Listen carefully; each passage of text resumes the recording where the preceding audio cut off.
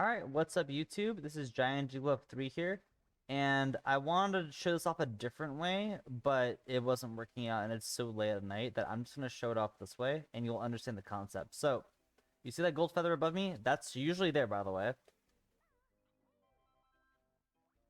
Nothing abnormal yet. And there it goes. It respawned. So what's happening? Basically, I, with the help of a few people, shout outs to Balam and Cow Guy for coming to my stream. Twitch.tv/GiantJupo3. Shameless plug. Grunty, shut up. So basically, I, with their help, got the final battle eggs and feathers to respawn over time like they would in the final battle. Um, there are some caveats to it, but let me go ahead and pause this for now and let me show you what the changes were. So, there's only two main sets of changes. There's the ASM, the assembly stuff, and the game assets, which in this case is just the map setup files. So let me show you off the collectibles file. So this is where the actor for the eggs, feathers, and gold feathers is. And notice how I'm saying actors. Actually, let me go ahead and show that off first. So if I show you a set of eggs, what is the difference to you? Well, I'm going to be using my terminology, by the way, which I will translate what that is in Banjo's backpack terms, is, let me go back to select mode. This is probably the egg that you're used to, seeing the 1650 with the script of 0. And this is what Banjo's backpack would refer to as a struct. Let me scroll a little bit this way. A struct, right? I'm calling it a simple object, and I will explain why later.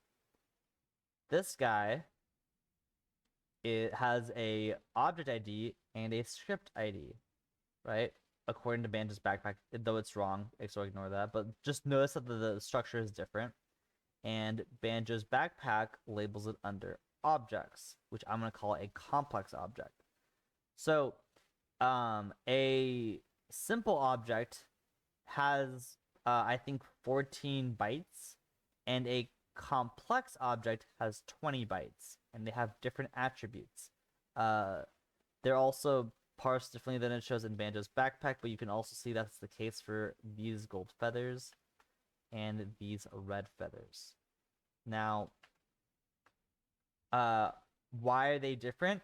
So going back to this, and I might be wrong on this, so don't fully quote me, but this is my understanding, is that the simple objects do a simple task. It's collect and disappear, or it's like just stationary like a tree or something, right? Whereas an actor has states to it to the point where it can do multiple things. For example, a grublin can be walking around and then alerted that you're nearby and then chasing after you, and then you disappear and then it stops chasing after you and it goes back to its normal walking around state. That's what I understand is the difference between a complex object and a simple object. But moving on from there, so in this file, right, at the very bottom, you'll see that it says map is it says Grunty's lair battlements. This the final battle is actually not Gruntilda's lair, so don't believe that, but don't worry, documentation will be worked on. And basically what's happening is it's setting whether you are actually in the final battle. If so, store it here, and if it's false, exit out. So if you're not in that place, leave. However, if you are there, there's a bunch of respawn things that happen. So with the work of Balam and Cow Guy, shoutouts to them. Sorry, I still don't know how to pronounce your name, Balam. Um, we changed this simply from a 90 to a 0, and it works. Throughout the entire game, you can go touch eggs and feathers and they will respawn. There is a small caveat. Well, there's two caveats actually. One of them being over here, I also had to make another change because if you look at the blue eggs and gold feathers, they, for their phi 0, which I don't know what this means, by the way. If you know, please let me know. They're just said to be true, whereas the red feathers have some kind of condition. And I don't know what the condition is, so I said, fuck it, you're just gonna use the egg one. So I manipulated it to just use the egg one. And it works now, so cool. And it works in Mad Monster Mansion's secret church area. I've tested it. I've ran around the entire thing, collected all those items, and they respawned. For me, TTC broke, but probably for a different reason. I probably just parsed something incorrectly. However, I am gonna go show off this other cool little tidbit. So I'm in TTC with the respawning egg. So just to prove it, I'll do that, and you'll see the eggs respawn. Now watch when I touch a Yum Yum. I'm gonna let it eat an egg. Okay, it's gonna eat the feather first. That's fine. Go eat the egg, please. Cool. Right? Now watch it. But I'm gonna touch the egg.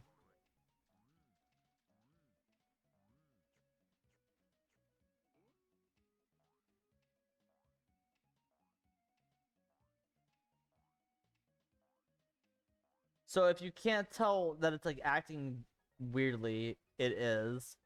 It's seeing this egg respawn constantly because the Yum Yums produce this egg. And actually, I can go try to spawn more.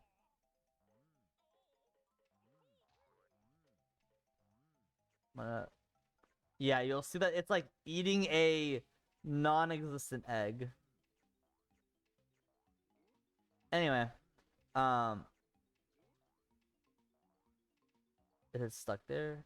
No, it's just gone. Okay, but yeah, that's like the weird case for it is that like there's a possibility you can make the Yum Yum spawn too many eggs.